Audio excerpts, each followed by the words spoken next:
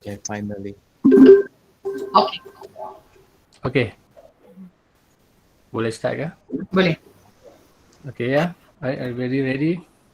Okay. All right. Very good morning and welcome everyone. Thank you for joining our second Malaysian Journal of Music talk series entitled Live with Author. My name is Raja Iskandar. I will be your moderator for this morning. I'm a lecturer at Faculty of Creative Technology and Heritage, University Malaysia Kelantan, as well as a member of the editorial board of MGM. Okay, a brief description of MGM. Right, we invite submissions of original articles from a wide spectrum of research areas, including musicology, ethnomusicology, music education, performance, composition, music technology, popular music, music therapy, music business, and multidisciplinary research in music. I'm pleased to inform that Malaysian Journal of Music is indexed in Emerging Sources Citation Index, or ESCI, Web of Science in 2017, and Scopus in 2016. You can view our information at the site that I've written in the chat box. Okay, together with me this morning, we have three authors who have published their articles in MGM, and their articles have been downloaded from our site. Today, they come together to share their views and insights of their respective study, and as well as their experiences in writing and publishing in journals. Okay, before we start, I would like to highlight to your attention while the session is going on, please keep your microphone and audio muted. If you have any question, just type in the question in the question box, in the chat box. Okay, and then the speaker will try and answer the question at the end of their respective presentation. Okay, I would like to introduce our first author, Jose Artaton Jr. He's an assistant professor teaching music, arts, and humanities at the University of Philippines, Visayas. He finished his Master of Arts majoring in ethnomusicology at Philippine Women's University, where he is currently pursuing doctoral studies in music, major in ethnomusicology. His research interests include festival music studies, ethnochoreology, and indigenous cultural pedagogy. At present, he is undertaking research on indigenous organology, vocal music, and dance practices among the Panay Bukidnon people living in central and southern highland areas of Panay Island. Jose will share his paper entitled Rendering the Popular as Tradition, the Music of Virgilio Piro, Bachelor and Panay Bukidnon Banda Music Practice in Panay Island, Philippines. Okay, the floor is yours. Thank you so much, Dr. Raja Iskandar. I'm really delighted to be here to talk about my article today. So before that, I would like to present my screen first.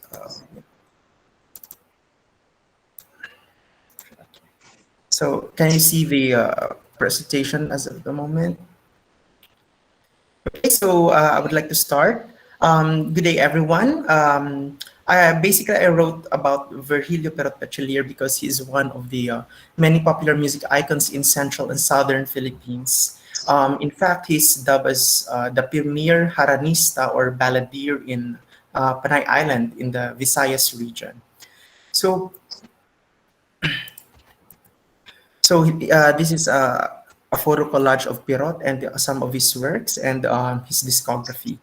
So Pirot's popularity stemmed from his involvement with the radio broadcast and recording industry in the 1970s, which had ushered a new surge of interest towards traditional and folk music genres such as the harana or serenades, the banggianay or jazz, and the composer ballads, which up to today is of course very popular in the mainstream rural folk music. And of course, during that time, it dominated the regional popular music scene. So today, it remains very, very current, especially among rural musicians and many of who actually belong to indigenous cultural communities. In fact, a number of folk music ensembles called banda, okay, utilize Pirot's songs as part of their folk and indigenous music practice and label the music as binumaan, a concept that literally translates to as tradition and traditional. This is partly because Pirot's music, despite its association with the popular music industry, evokes a spirit of the past, and in a way, in turn, become illustrative of their native culture, local heritage, and sense of being. So here, I think I have a map of some of the areas where there are active folk banda musicians in the island of Panay in central Philippines, where I conducted my field work. So I saw this as an interesting prospect for discussion, particularly on the seemingly problematic fluidity of meaning in music categories, as well as its implication in the construction of identity, particularly indigenous identity. Thus, I wanted to answer questions like how do renderings of folk music in popular works of Pirot inform folk musicians and their notions of tradition, and another would be what musical and sociocultural parameters have contributed to the way musicians think about these musical categories. And maybe lastly, how this notion is articulated in the context of agency and particularly in the construction of identity.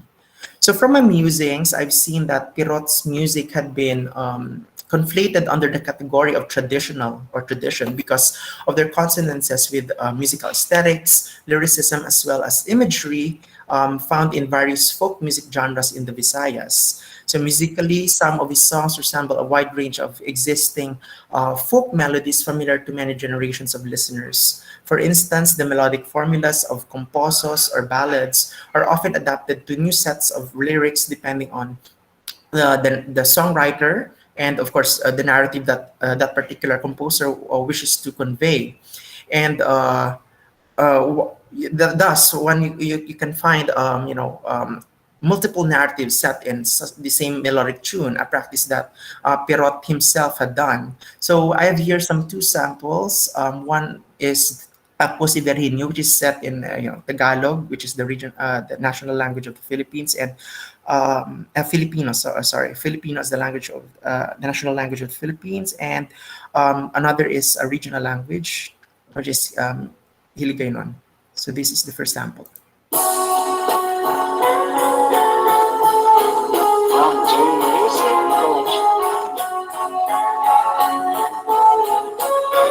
Ako si Berhenyo, walang swerteng tao.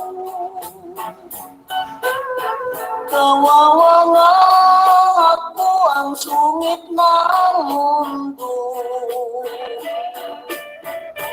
Umibig ng tapat sa mistisang sikat ko na palang sulat. Ako na'y lumabang. And this is the second sample.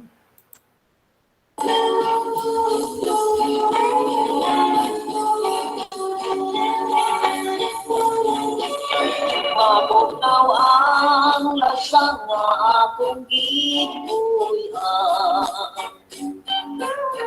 Ang ilaw sa adlaw daw dili kita.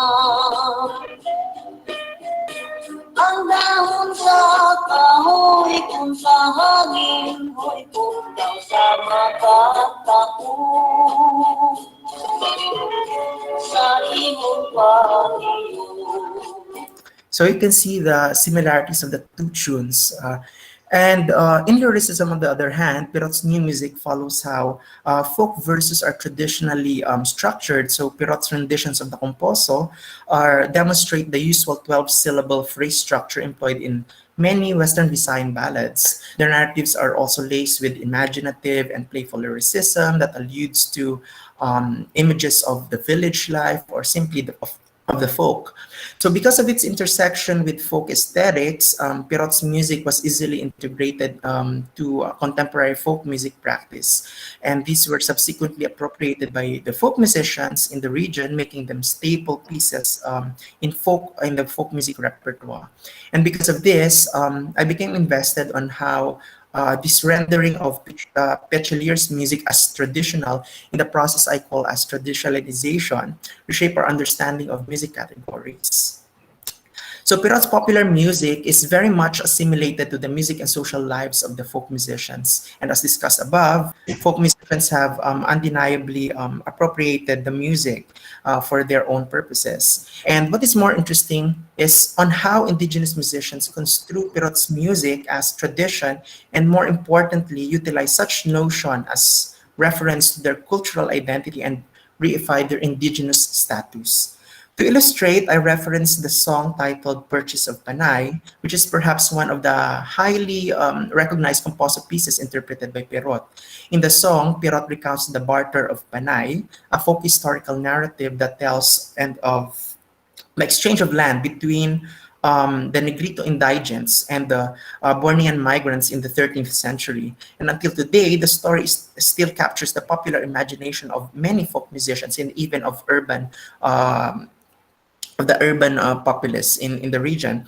So in a different context, the implementation of the Indigenous Peoples' Rights Act, which aims to safeguard and promote the indigenous cultural heritage, as well as the establishment of the indigenous people's education in the Philippines, had also been instrumental in the traditionalization process. So using their understanding of tradition, folk musicians participated in the building of their community cultural repertoire that ranges from a number of traditional music dance rituals to songs that frequently reference traditional music genres, and Pirot's music was not exempted. Indeed, tradition is a very elusive and particularly laden concept, and in particular, popular discourse, it is often associated with the unchanging past, specific sets of canons, and of course, imagery of the pure and idyllic society, which are qualities that contrast the notions of the popular, which is often tied to modernity, to change, and of course, mass media. So despite this, tradition and even the term popular are practically very fluid concepts that escapes tangible and temporal boundaries. So with regards to this practical fluidity, I quote Ben Amos, who perhaps it's right to say that tradition is an object of conscious creativity, end of quote, where a society, quote, creates its own traditions through the selection of historical events and heroes, and even through the invention of the past, end of quote. So tradition as a practice implicates the ascendancy of human agency over historical authority, and in a way suggests that tradition is self-consciously invented and or reinvented. So in this study, I've cited ways performers have rendered the popular music of Pirot in the context of tradition, as well as means on how they integrated this understanding to their construction of indigenous identity. So using the context of the contemporary folk musicians and Pirot's music, I've suggested 3 points in my discussion, which interface tradition, agency, and identity. First, there is a vague boundary between musical categories that, in a way, folk musicians readily appropriated, and transmuted and rendered these into popular music forms in the same way that popular music becomes identified with the folk. So second, there is the primacy of agency in musical categorization and even in the construction of an authorized tradition. Lastly, using notions of tradition, indigenous identity is legitimized relative to the musician's social, cultural, and historical context. And thus, I assert that musical categories, particularly the notions of tradition and traditional, are self-conscious devices defined by and are constitutive of practice. And that ends my presentation. Thank you for your attention. All right, thank you very much, Jose. Okay, thank you very much. Can we open for questions? Do you have any questions? You can write Maybe. All right. Okay, we have one question here. Okay. Thank you very much for the nice presentation. I'm interested in traditional music of Philippines because we have some similarity, including banda. However, I'm not clear about banda's music tradition of Indonesia. I'm wondering, do Philippines have traditional music from banda with traditional instruments and traditional scale like pentatonic? Okay, can you read? Yeah, Jose. Yeah. Oh yeah, okay. So thank you for the question. So we have here a question from Kun Setyaning Astuti. So I'll just read the question. I'm very interested in traditional music of the Philippines because we have some similarities, including Banda Indonesia, which is Banda C.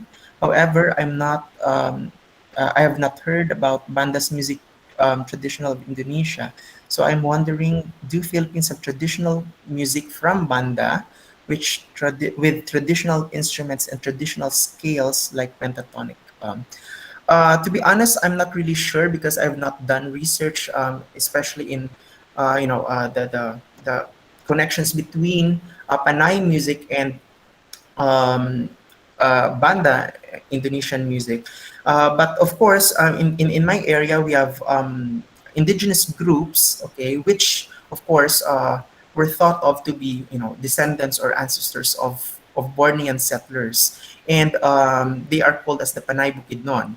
And the Panay Bukidnon have a lot of instruments and musical practices that I would say are quite reflective or in a way similar to practices in the Southeast insular Southeast Asian regions. For example, the practice of gongs and gong music, and they have this tradition called as binanog, which is actually a hawk eagle dance, and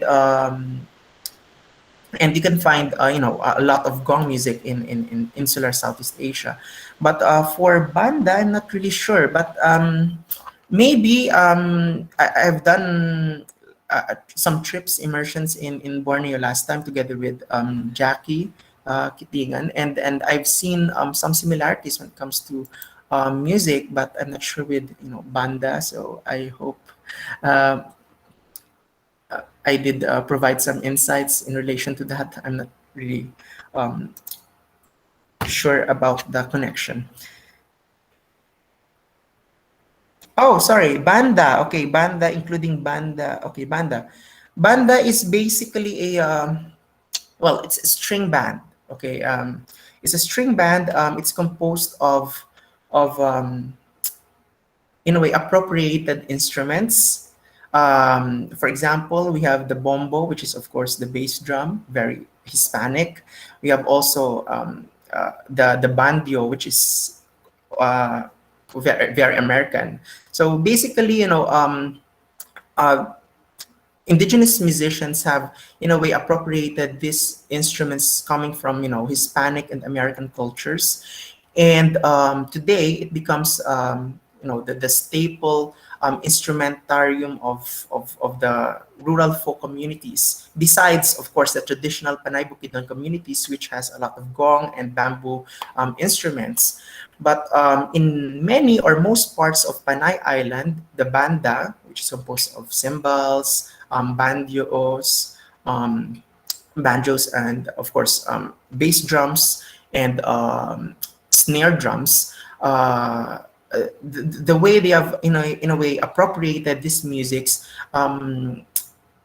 makes it a very interesting and a curious case of traditional music in the Philippines, because we can now see how the influences of colonial musics inspired folk musicians to really adapt their traditional practices with these influences. And I think that makes banda music interesting.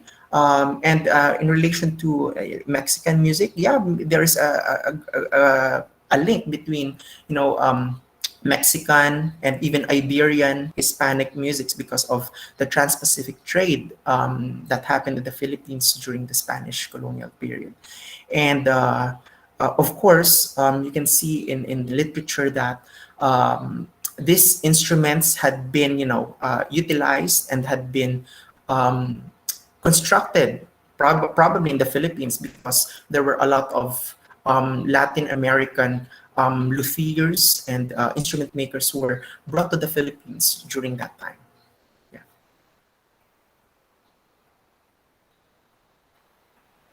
Okay, there's a comment from Jackie here. Yes, there will be some similarities with Sabah.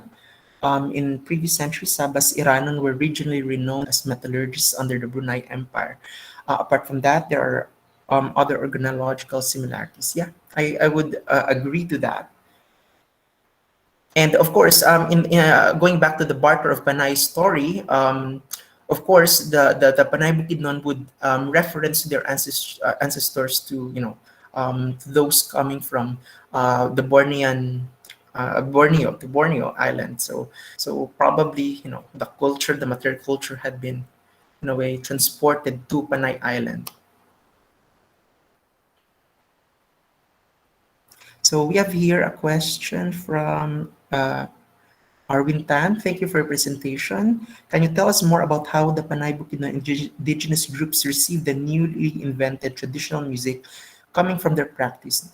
Do this music perform the same function in their indigenous practices? I think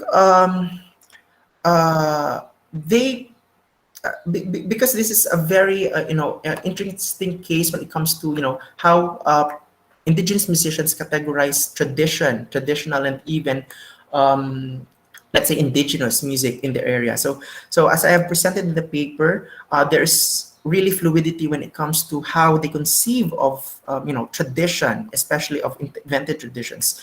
I've for a fact, I've seen several invented traditions, even among very traditional, quote unquote, Panay Bukidnon musicians. And there's a concept called as tukod. Okay, it's like poesis. It's a type of mental framework in which Panay Bukidnon musicians try to reconstruct, reconfigure, okay, reinvent particular song structures, particular musical instruments, particular aesthetics to suit new contexts. And I think when they position these particular traditional musics into new contexts, it still becomes traditional, because it's still the same for them, because the concept of poesis, of constructing, of tukod, in a way links traditional and the new practice. I would okay, from Jackie again. I would love to know from where the Datus came from in Borneo. Often wondered whether they were Iranon or else Bisaya, one of Sabah's indigenous ethnic groups. I tried to check this with linguists in the Philippines, but the linguistic similarities were not that strong. I'm not really sure actually where in Borneo. So when I went to Sabah last time, actually I wanted to look for sources that would reference to the origins of these datus. But then again, what we have now are just fragments of the folk history, particularly, and I would like to cite Monte Claros and Father Angel. I forgot the Salazar, I think, document on the Igorotes, or the no, not the Igorotes, but his document pertaining to the Bornean settlers. So there's no mention as to where, but there is one popular folk history in another province in Antique, and there are some stories that would tell that there's a certain person called as Datu Ongid, who frequently traveled between Borneo and the island, and I think that warrants another survey. The title Datu is only used among the Iranon, the Suluk who recently came from Mindanao. Yeah, I think that's also true. But in Panay Island, okay, yeah, for example, if I'm going to reference the Sugidanon or the epics, datu as a term is generally used, okay, in the epics, and probably this would tell us that the term had been utilized in the past, but of course it was discontinued um, now. Um, Uh, okay, I think we have to uh, stop here. Okay, thank you very much, Jose, for your presentation. Can we move on to our next speaker? Our next author is Dr. Gretchen Jude. Yeah. Dr. Gretchen Jude holds an MFA in electronic music and recording media from Mills College, California, and PhD in performance studies from the University of California, Davis, as well as performance certification from the Sawai Koto Institute in Tokyo. Dr. Jude is currently research associate in the Department of Music at University of California, Davis. Her work on the geisha recording stars started during her doctoral studies and was most recently sponsored by a 2019-2020 Japan Society for the Promotion of Science postdoctoral fellowship at Yokohama National University. Dr. Jude specializes in vocal performance and media studies and is also a composer, performer, and improviser who has studied bel canto, American jazz and folk, Bulgarian singing, as well as Japanese hauta, huta, and jiwita. She is currently taking lessons over Zoom in Heian period Imayo singing. Dr. Gretchen will present some important points from her paper titled Japan's Nightingale Geisha Singers, Listening to Women Through Audio Media. Okay, please go ahead, Dr. Great, thank you so much. I'm so happy to join you today. And I thank you for that introduction, and especially thank you to the editors and to Colleen, who helped us put this together. I also really appreciate Jose's introduction, or his paper, and his comments about tradition versus popular music, which is obviously very germane to my project. Let me see here. Now I have to do share screen. It's going to take a moment.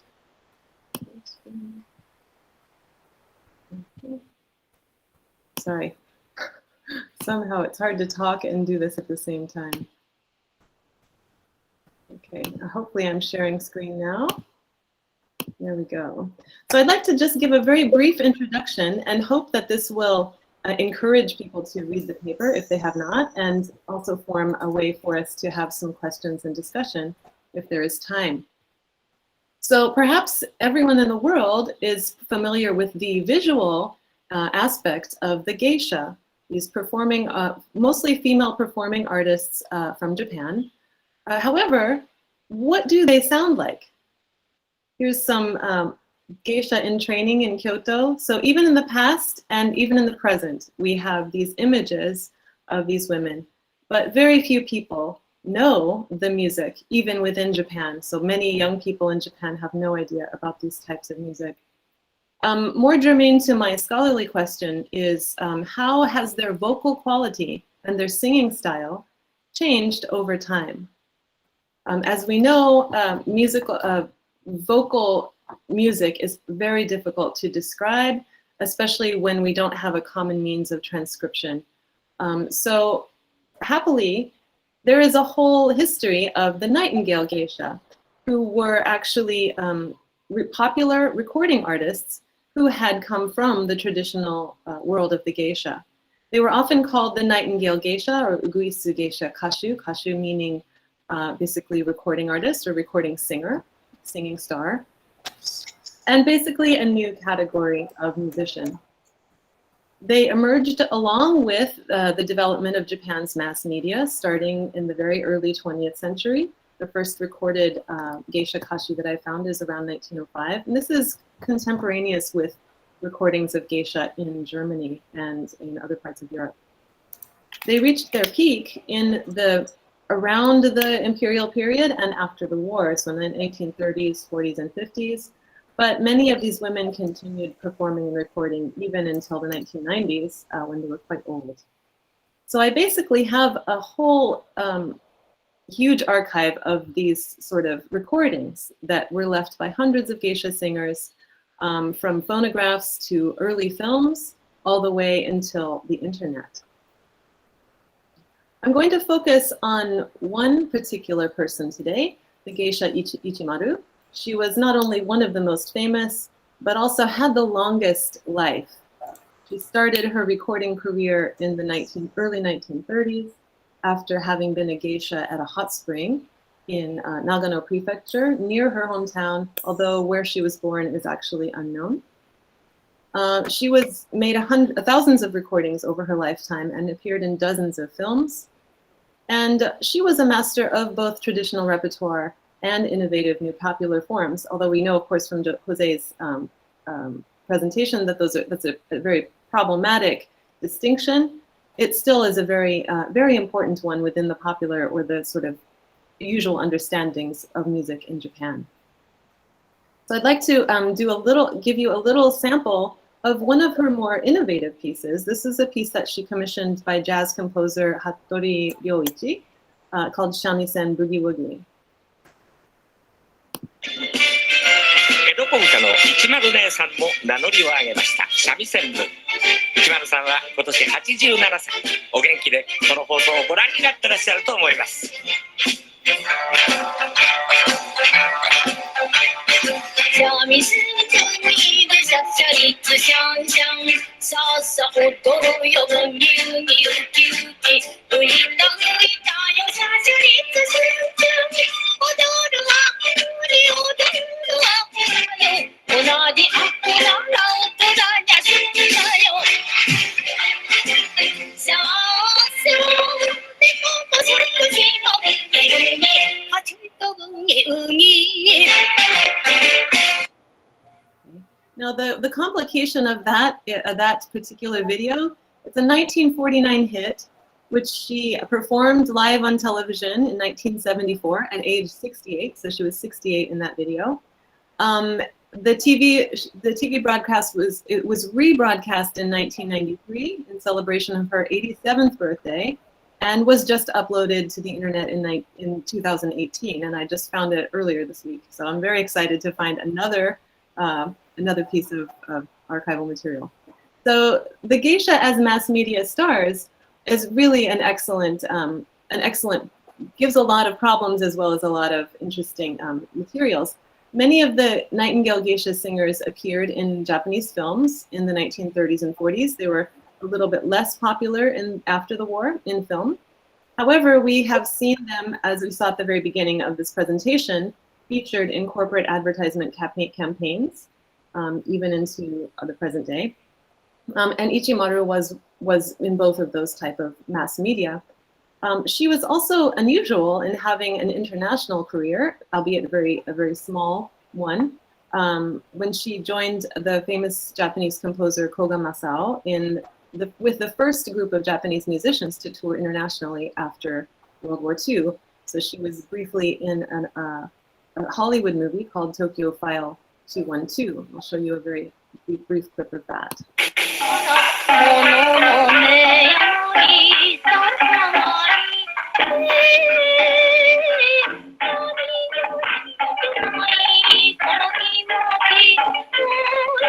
I am fortunate that we have such excellent entertainment tonight. Ichimaru is the #1 geisha of Japan. Is that so?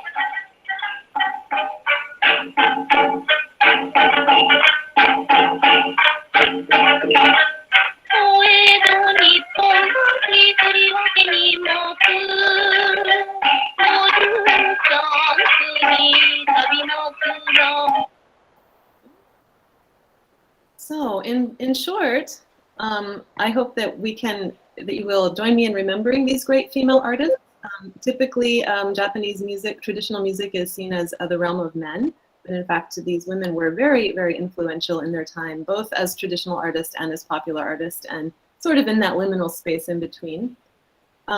Later in life, Ichimaru did emphasize the tradition and went back into the sort of pre-modern repertory of geisha. And she also received many awards and titles like many of her compatriots, including the Medal of Honor from the Japanese government and the Order of the Sacred Treasure from the Emperor. And before her death, she became the 17th master of the Nakamura Edo Kouta language. So here's one final recording of a hauta genre called Eggplant and Squash. I think it's a very cute song. And we get a sense a little bit more of a different vocal quality as well as, well, better recording audio quality.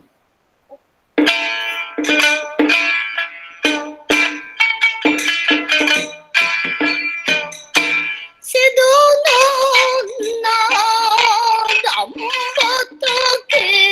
でナスとかぼちゃの喧嘩がござる。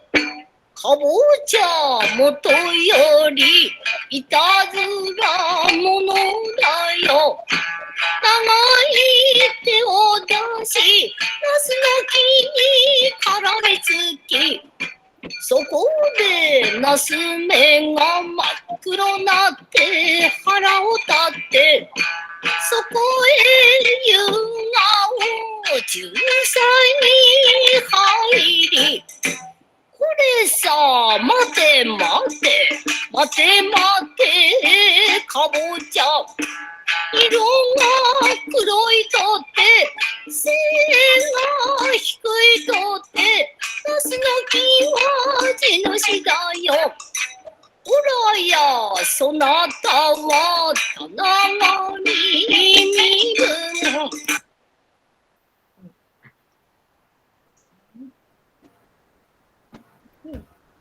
So thank you for listening, and I hope that at least gave you some basis for questions. Okay, thank you, Dr. Jude. Okay, any questions? Wow, she can still sing well at that age. It's absolutely amazing. Yeah. And she looked beautiful when we recorded that so long into her life. So yeah. She's a great centerpiece for this project. Mm.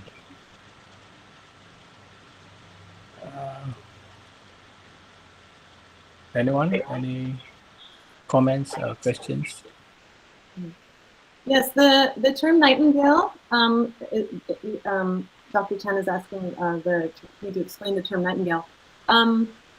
Well, as in Japan, as in the term in English, nightingale is well known for singing, but the term in Japanese, uguisu, has a lot of sort of poetic qualities that are specific to that world, to the world of that the geisha were sort of inhabiting, the social world of romance and the sex industry and so on and so forth. So the uguisu has that kind of valence. It's both a great singer as well as a sort of this bird that flits around and has all these poetic implications. Yes, and Kun is asking me, are there any special features for geisha's music? There's a lot of traditional music in Indonesia that is preserved orally before recording. How is geisha music preserved before recording technology existed? That's a really excellent question. And that's one of the problems, is that this is pretty typical of Japanese music in general. Pre-modern Japanese music lineages have a lot of sort of secrecy involved. And so you always learn from a master or within a very closed community. And this was the same for the geisha. However, with geisha, interestingly, there's a lot of, because they came from a lot of different regions and came to these sort of particular quarters that they were all mixed, sort of, thrown together. You have regional songs that were mixed and had very particular qualities that were, so the blending of genres becomes very complicated, as well as the sort of the conversations between regions. So by the time that recording technology came around, the geisha it was sort of, many of these women who I'm studying had an association with the particular place that they came from. So, for example, Akasaka Pome, although she became famous in the capital, was actually from Kyushu, the southern island of Japan. And so she ended up becoming a folk music teacher of those regional folk songs later in her life. But yes, the sort of preservation issue is really tricky, and that's, I think, why I'm so excited about the media aspect of this particular group of musicians, because it gives an insight into things that we don't necessarily know before we had recording technology. Okay, Dr. Chan. So Claire says there is no incorporation of Western musical elements, or is there a conscious rejection?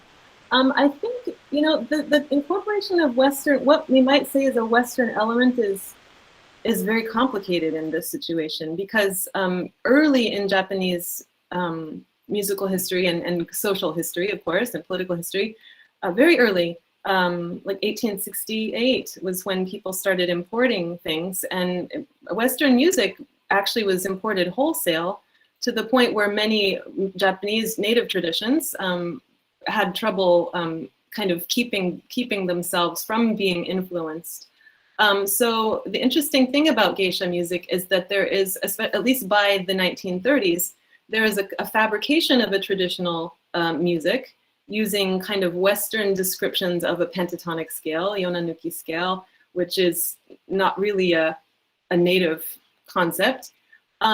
And then these women actually would work with, for example, the first video that I showed, we have her singing with a full orchestra, but also with some shamisen. So there was this sort of blending of at least in terms of instruments, we can see that maybe most clearly the symbolism of the instruments.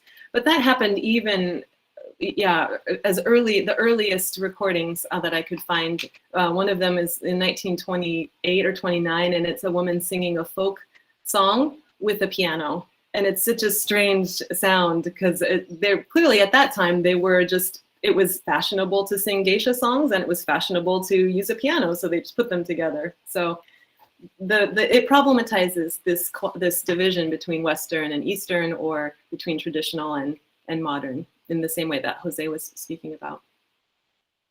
Yes, Jacqueline.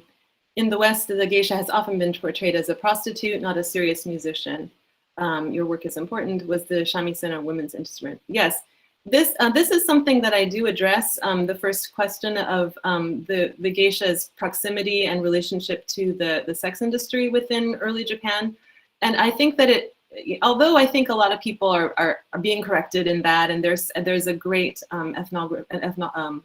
musical ethnography of geisha, contemporary geisha communities by Kelly Foreman, who really recuperates them as artists and says, no, there's nothing to do with that. They're not, it's just a stereotype.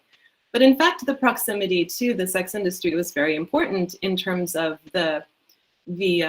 I mean, in so many ways, but you can really see it especially in the lyrics. The lyrics are not understandable without understanding the sort of erotic content that they had to sing that, because that was what was popular. That's what they were immersed in. The shamisen is not a women's instrument per se. It was also very associated with other important, more male-dominated music, like the kabuki and bunraku. There are also several different kinds of shamisen, different sizes is the main thing. But it's a very Edo period instrument. And definitely the sort of smaller size of shamisen was very, very important for the geisha. It's almost symbolic. So as we saw in the first image that I showed, the sort of Edo period woodblock print, we see the geisha with her shamisen. Thank you so much for your questions. I think we must go on to Dr. Chan.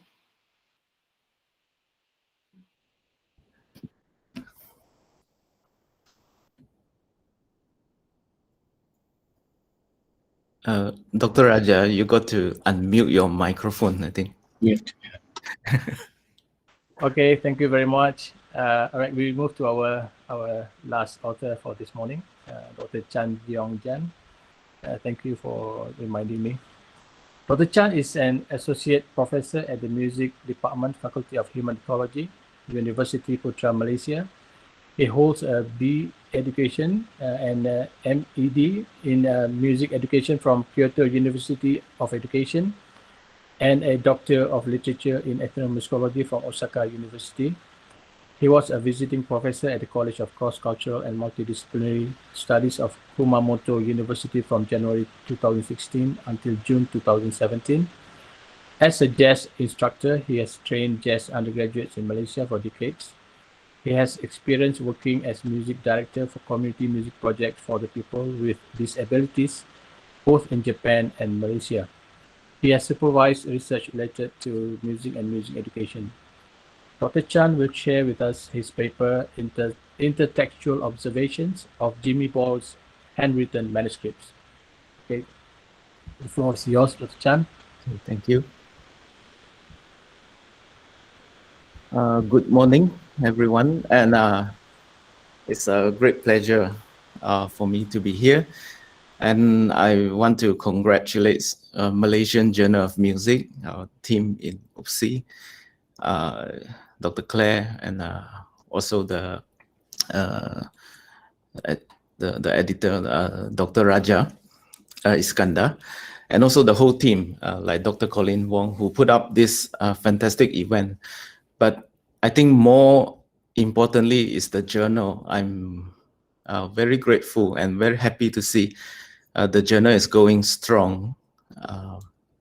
Yeah, today my presentation actually is about a research project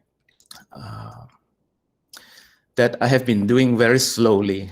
And I'm also very thankful for Malaysian Journal of Music, or last time it was known as Malaysian Music Journal. So you can see on the screen here, there are two titles of articles. For this project, I have been reporting my findings on MJM by stages. So you can see how slow I took my time in this project. Started in 2015 and now 2020. No, it's all about Jimmy Boyle and manuscript and recording left by him. And before I begin, just want to acknowledge that this is a team research funded by the government. And it also involved other colleagues other than Kwan Chiu Yue and Lisa May, who are graduate research assistants. The son of the late Jimmy Boyle, James Boyle, a lecturer in National Academy of Art, Culture and Heritage, are also together with me in this journey. So a little bit of explanation. Who is Jimmy Boyle? James William Boyle was born in 1922 in Penang. He has a parentage of Irish and Indonesian parent. And when he died unexpectedly in 1971, he was a school teacher by profession. That time, he was known as a leader of jazz band, pianist, composer, and who has worked closely with Radio Malaya or Radio TV Malaya, and later known as RTM Malaysia. Now, why Jimmy Boyle? The first thing is, Boyle, a period of his musical activities, which is from 1950s to the year he died, coincide with the birth of a nation, of the Federation of Malaya, and later to Malaysia. And secondly, he represents a few things. Yeah, first one is Penang itself, a place of economic and historical importance, and particularly a place that housed a majority of the contemporary musicians of Malaysia in history, in the pop history. And also he represents the community of Eurasians.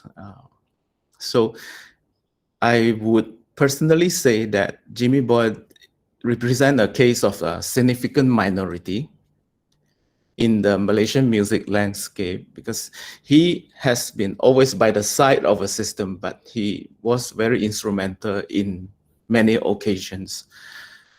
So compared to the full-time musicians with Radio TV Malaysia in Kuala Lumpur, we have many of them. Boyle full-time profession was actually a teacher. a school teacher teaching sports. And his life career has been all the time in Penang, not in KL. But he, as I said, he was very instrumental. For example, the composition of Kemegahan Negaraku that accompanied the raise of flag of Malaysia, and also his song Putra Putri is well remembered today in all school choir competitions and events. And last one, Jimmy Boy inherits a social musical scene that is closely associated with Lagu Melayu, a Malay commercial songs of music. With this, actually, I owe to Prof. Tan Sui Bing, who has published many articles that reveal to us what were the music scene in the urban port cities in the first half of the 20th century. So through that, we can see that there is a spirit of cosmopolitanism based on Lagu Melayu. And Boyle continued this spirit by, he did a movement of composing jazz style Malay songs together with Alfonso Solianos in 1950s. And yeah, he has this movement as well. So what was our research about? So in October 2013, James Boy, his son, brought a whole set of material to me and said this belonged to his late fathers, and everything is just, not sorted out. We were left to figure out, what is inside that a few boxes of stuff that he brought to me. So through our early observation, we discovered a huge gap between what is known about Jimmy Boy in the public, because mainly he was known as a patriotic song composer. But from the material, it reveals that he did many other things, like he wrote songs not only in Malay language, but love song in English. He's also a prolific jazz composer, and he's a very good pianist. And more than that, he also speaks and writes about music. So in our first paper, we argue that Boyle has sentiments, different sentiments. Actually, we were amazed by how versatile is this person, that at different time, different occasion, he can produce a musical outcome that is of very contrasting character, as much as if it is coming from different person. So we use sentiment.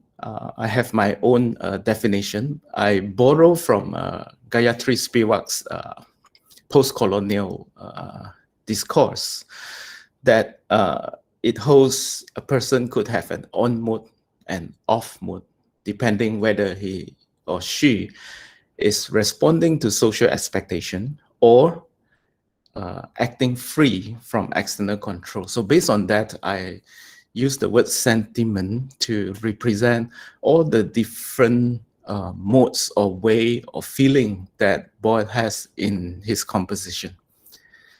So is that all? Yeah, I should speak a bit more. So Boyle has a musical outlook that is formal and predictable. This is what is the best known now in the society about his patriotic songs.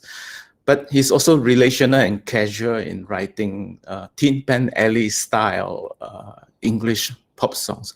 He also wrote his own lyrics, and at other times he was very radical in experimenting bebop, jazz, and those things. He was a jazz musician, and surprisingly, he also did educational program introducing music of different ethnicity from the Orang Asli even to the East Malaysia, music like Sape or music in Kelantan, with the Radio Malaya's own field recording and his own notes of teaching the public what is all this music about. So That's very remarkable. So I would like to give you a glimpse of the heritage itself. I will show you the first manuscript is Kemegahan Negaraku.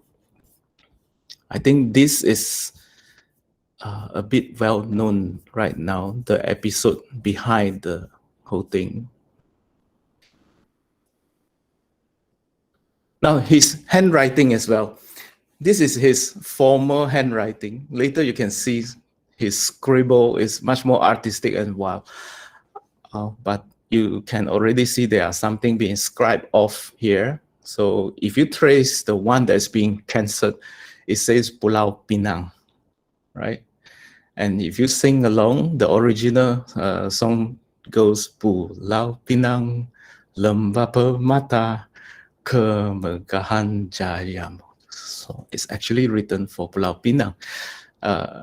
It's a famous episode when the night before the ceremony of raising the flag for the newborn Malaysia, he, based on requests, I mean, he actually appropriated the song and turned it, so from Pulau Pinang, it became Kemegahan Negaraku. Yeah. Another piece of manuscript, there are 177. So you are looking at some of them. I want to show is this one, Sunset in Bangkok. Now from here, you can see the character of Boyle. Really, you can see his personality come alive.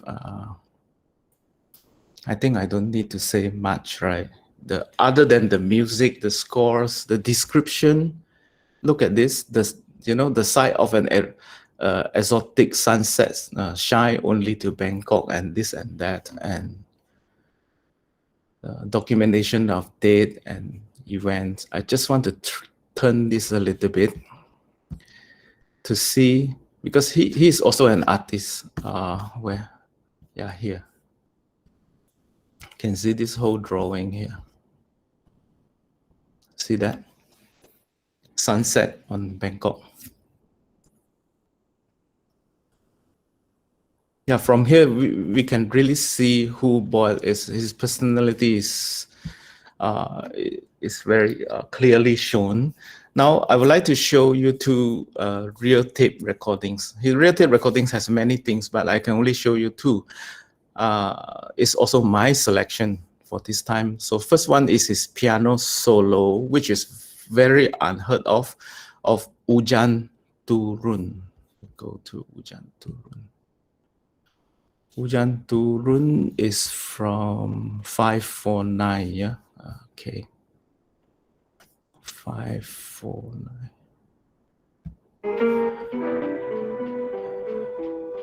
Okay, from here, yes.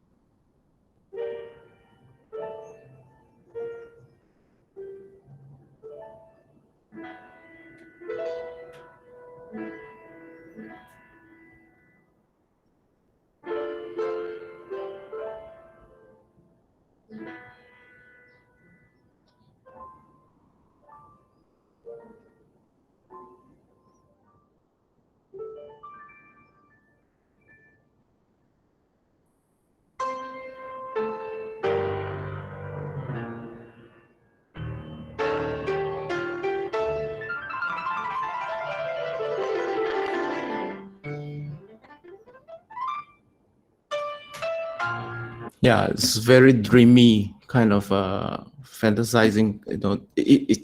He himself wrote this is seriosa style of playing.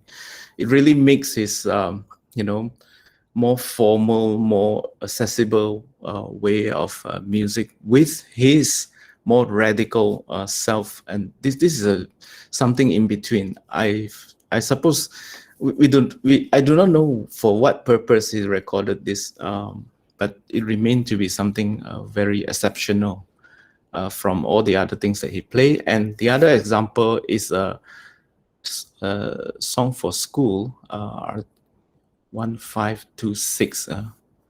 It's a lagu nasihat. 1526.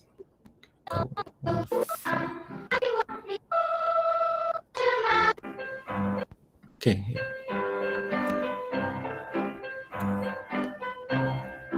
Ingat-ingat bila lintas jalan, biar cermat, lihat kiri kanan. Jangan lengkap, nanti malam tiba. Hilang jiwa, hilangkan kereta. Mesti jimat lintas jalan di kota dan desa. Karena diri itu obat dan janganlah binasa.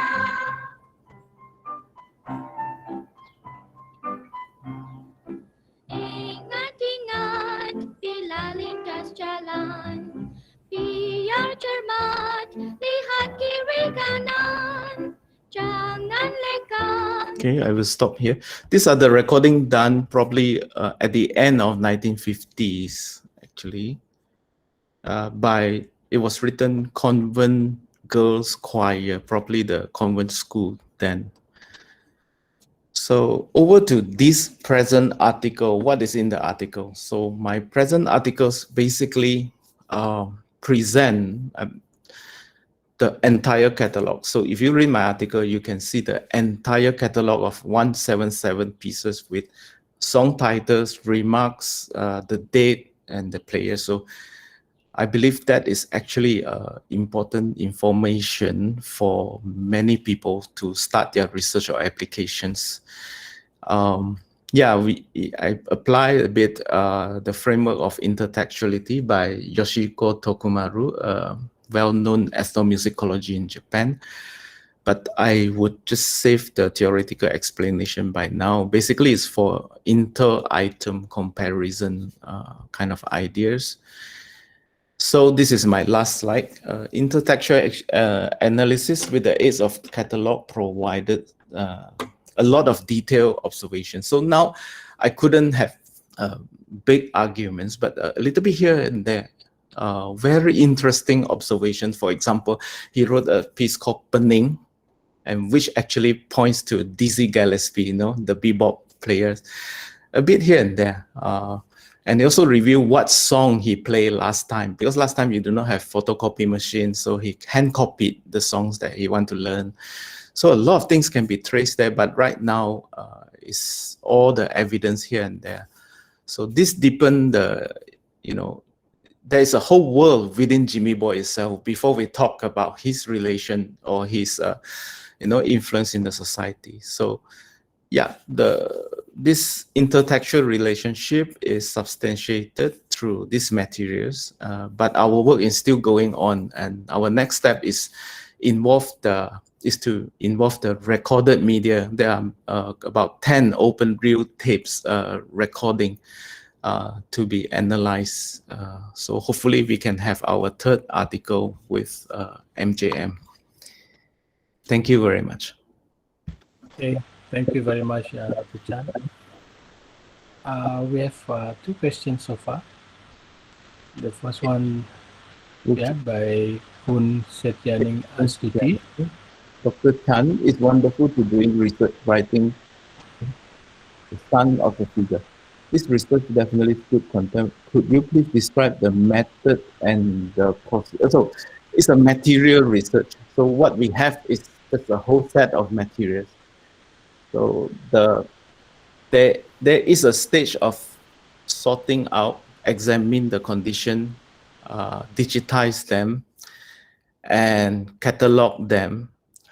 So that is a very a different process before you can start to analyze it. And the later part is we actually look at what is inside, and the character is he himself has a great diversity within, and he has enough items for us to conduct. That's why I call intertextualities. I use Tokumaru's intertextuality, but I applied it slightly different from his original context.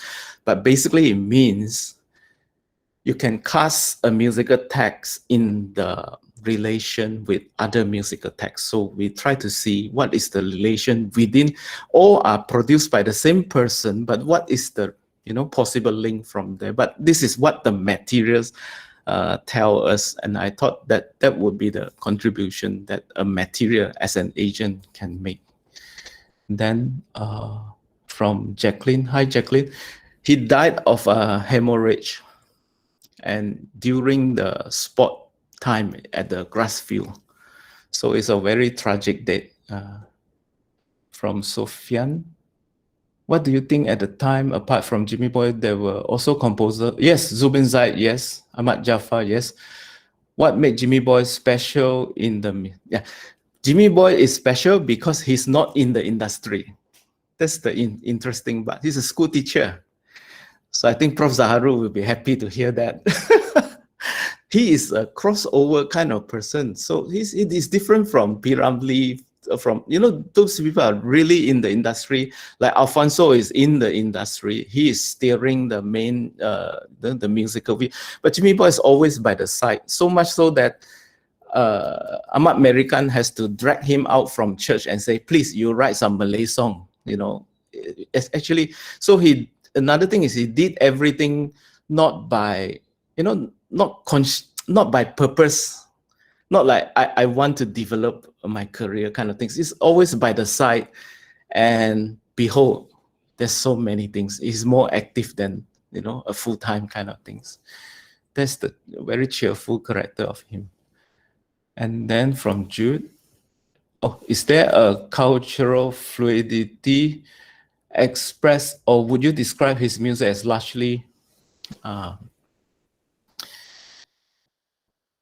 it's very interesting here. It's not so much about Irish, but if we know the character of Malay music itself, Malay music itself is very interesting. You want to tell Malay music itself is very fluid, but still there is a kind of like consensus that people can agree, there's Malayness in the tune. So like Jimmy Boyle, personally, we always feel that there's kind of Malay turn in his playing, but we can't argue that theoretically. So we are yet. So the whole thing is how Jimmy Boyle respond to this big musical operation of Malayness that cover everything. Malayness is a very important things that is going on in all social arts and culture. In Sabah, we had Peter Prakas from West Malaysia working for ATM and whom. All right, okay. And from Aiman Ikram Uyub, does Jimmy Boy have a different type of style in composing, approaching music based on the period? Like Miles Davis has a period of bebop, cool jazz, modern. If Miles Davis proceed chronologically, Jimmy Boy only has that 10 or 20 years, but in a very widespread diversity. That's what I can say. And his concern, he always have a concern of what is for this new nation called Malaysia, where the Malaysian is heading to. That's why he want to create music for Malaysian. But for him, it is jazz. So he tried to unify Malaysian with jazz. So, but it was not successful, being criticized by the newspaper for, eroding Malay music. But after his death, his song like Putra Putri, Jauh Jauh are now being sung all over the country. Those are songs with jazz idiom, but nobody thought about that. Yeah, but in a way, he is successful now in uniting the nation. Then from Andrew Idrawan, was so many. From your explanation, it's obvious that you are discussing music, but why should you choose a title that doesn't reflect that your article is related to music? With this title, are you sure that your work would attract the right reader's attention? I do not know how to answer this. Well, yes, it's for music, but it is also archiving. Make no mistake, it is also a piece of archiving, and it is, yeah. So I got to put it right. So from musician point of view, you may look at it as music, but from a material study, archiving, historical facts, artifacts, there are a different angle about what it is valuable. That's the best I can say lah. Otherwise, and also an article, you cannot just put the music out there without any theoretical analysis. And Jacqueline, many Kadasan pop singer and Peter Prakas songs are thinking he was a Sabahan. All right, Peter Prakas. I think I heard about this person before. I think it could be nice to have portrait studies of all these different individuals. Yeah. Yes, thank you, Jacqueline, for your encouragement. And we are doing it really, really slow. You can see. Yeah, thank you. And thank you, MJM, for giving me a platform. It's very important to have a platform to report to. So thank you. Okay, thank you very much, everyone. Okay, we have come to the end of our session. We'd like to thank the three presenters, three authors. Thank you very much for your wonderful presentations. Yeah. So, okay, for all of you participants, if you are writing, please come visit our website. I've written the website here. And please do read our articles, and also, if possible, please quote these articles in your papers. Okay, we'd like to thank everybody once again for participating in our talk. Please keep in touch. We'll get you informed with our next programs. Hopefully, we'll see you again. Thank you, Claire, also. For inviting me, and also once again thank you for the three authors. Hopefully we'll see you all again in our next session. Okay, so have a very good day, have a wonderful day, and please stay safe, everybody. All right, thank you very much. Iskandar, Bye-bye. just hold on. We have to take a photo. Oh, okay. Everyone can on their camera, then we take a group photo. All right, take a photo. Yeah, Chia-Ying is going to take the photo. Yeah.